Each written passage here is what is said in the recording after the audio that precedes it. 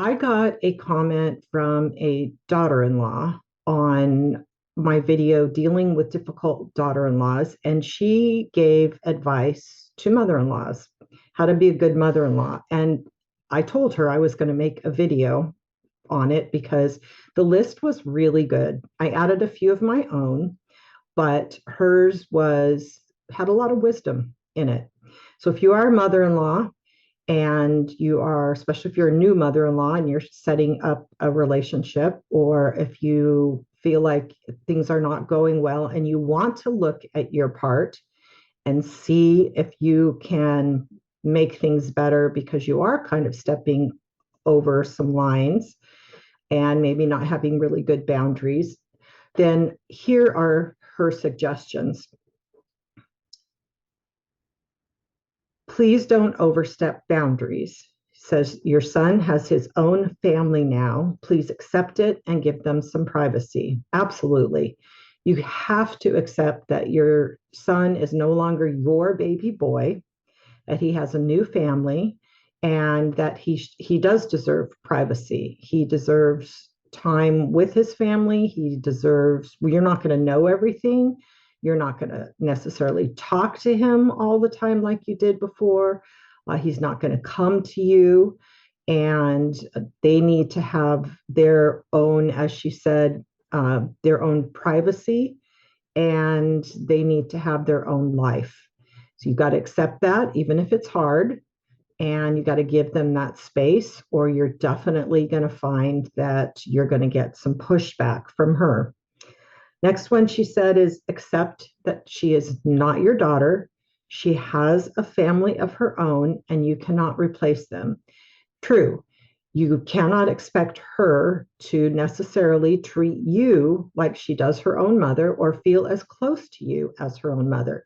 Now, if you have happened to have had a relationship with her for quite a while and you're very close to her, you've known her for a long time, or maybe her mother's not in her life, you may find that she is very close to you and you can treat her like your daughter.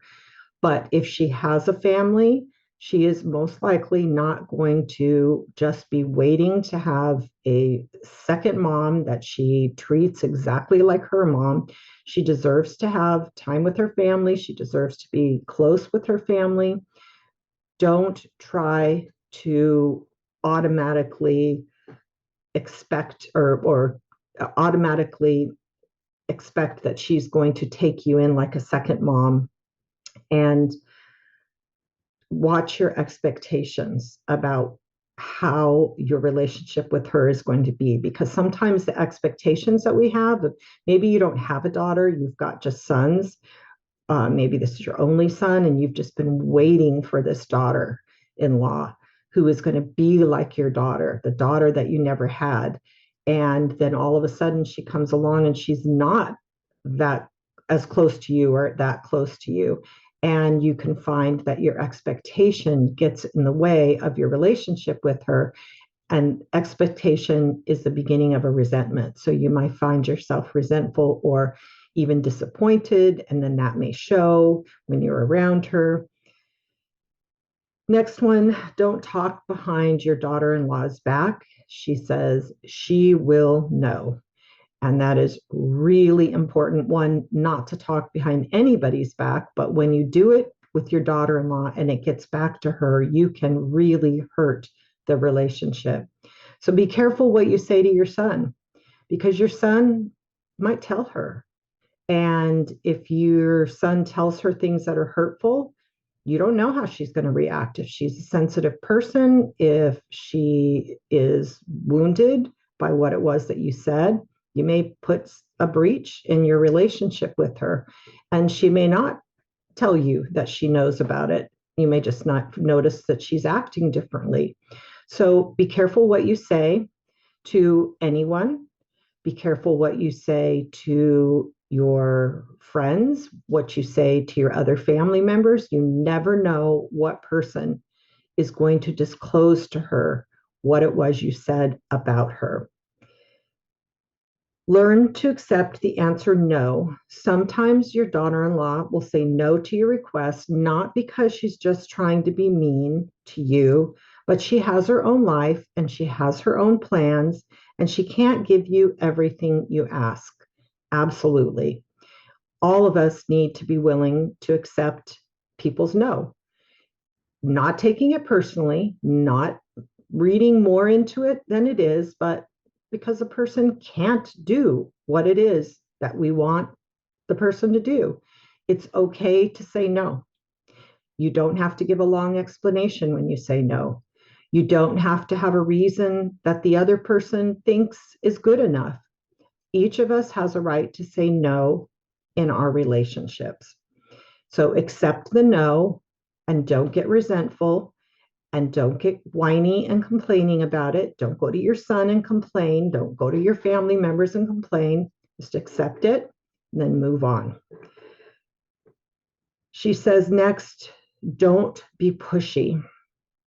Yes, don't be pushy.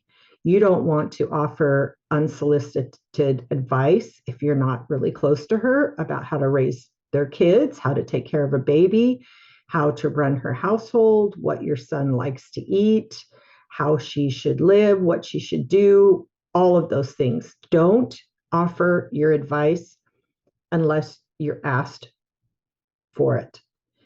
Just try to keep things more casual and not pushy in terms of your own opinion. I shouldn't say casual.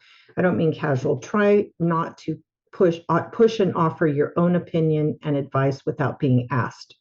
And don't try to push them into doing what you want them to do.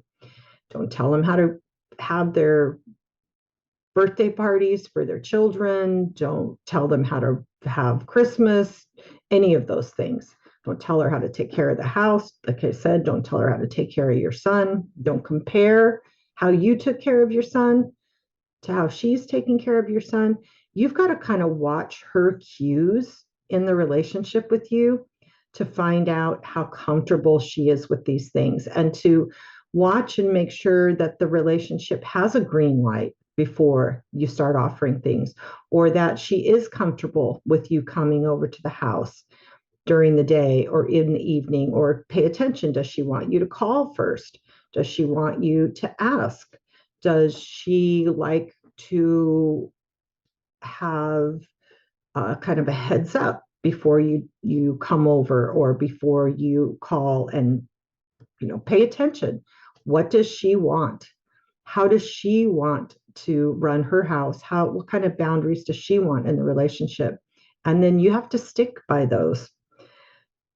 Next one, she said, find your own hobbies and stop stalking your adult children's lives. Seriously, get yourself busy with your own activities. Most of us are busy and can't spend all the time, especially with retired in-laws or people who don't have a lot going on. And I would say that is really wise.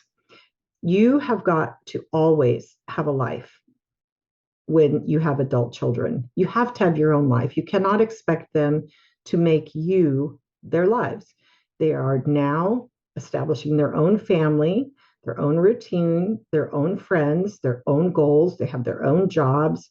And you can't expect that they're going to entertain you all the time, or that you can stop in at any time, or you're going to be best friends with them, or as close to your child as you were before, or that you're going to travel together, or you're going to have every Sunday dinner together.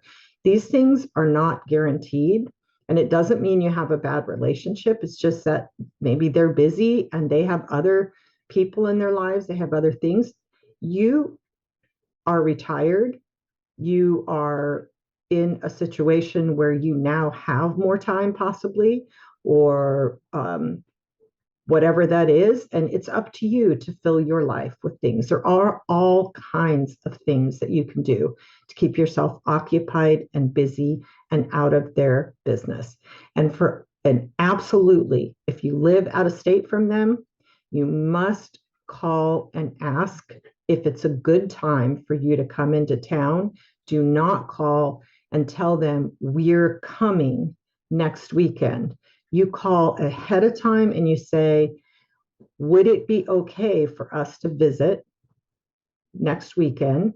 And you can even go so far as to ask them, would you prefer that we stay at your house or would you prefer we get our own place to stay? And that will give her a lot of space and have her be comfortable with your request and not feel like you're being really pushy.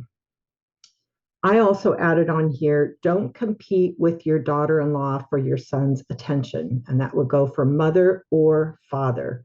You're not in a competition. Your son is supposed to put his wife first.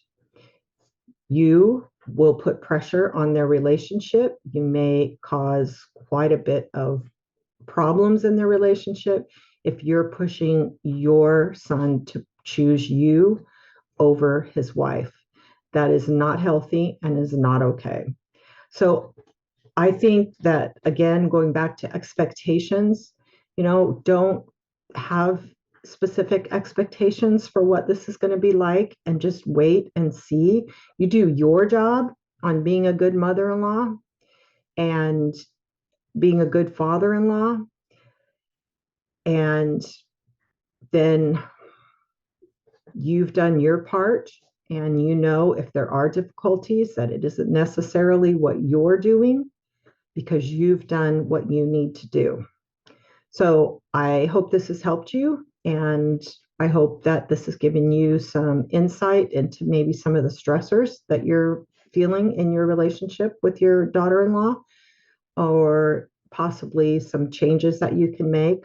Or maybe it's clarified for you that you've done all of these things and there are still problems, and that you are, in fact, dealing with a difficult daughter in law, which is the other video that I had made. So thank you for watching.